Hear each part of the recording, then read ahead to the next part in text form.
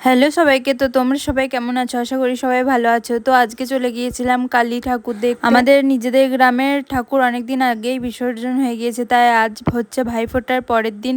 তো আমরা সবাই মিলে চলে গিয়েছিলাম ঠাকুর দেখতে। তো অনেকগুলোই ঠাকুর দেখেছি, তো তোমাদের সাথে সবগুলোই শেয়ার করছি। তো তোমরা দেখে জানাবে যে কেমন লাগছে, আর তোমরা কে কে ঠাকুর দেখতে গিয়েছো সেটাও কমেন্টে অবশ্যই জানাবে। তো যাই হোক, সবার সাথে ঠাকুর দেখতে যাওয়াটাই একটা আলাদা ব্যাপার।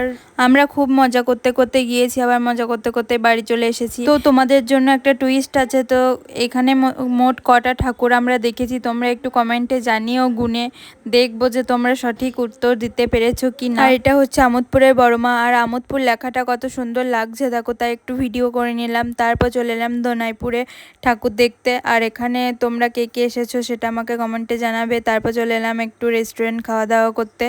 তো আমরা একটা রোল খেয়ে চলে এলাম, রোলটা কিন্তু দারুণ করেছিল। তো চলো, টাটা।